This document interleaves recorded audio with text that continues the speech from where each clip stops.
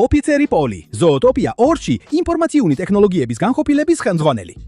ის შთაგონებულია თხუნელისგან, იმ პატარა ცხოველებისგან, რომლებიც თითქმის მთელ ცხოვრებას მიწისქვეშ ატარებენ.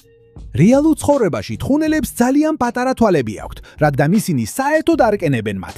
მათი სამყარო სიბნელე და გვირაბებია. მათი ბეწვი ისე ამოწყობილი, რომ მიწა არც ერთ მიმართულებით არ ებმებათ. თითქოს ყოველთვის იდეალურად აქვთ თმა. და რაც მთავარია, მათ აქვთ სუპერძალა, რომელსაც ეიმერის ორგანო ეწოდება და ის მათ ცხვივზეა.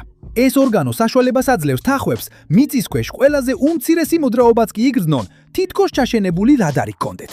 ასე რომ, ხო, სრულიად ლოგიკურია, რომ ფილმში ეს მეგობარი სისტემების ექსპერტია.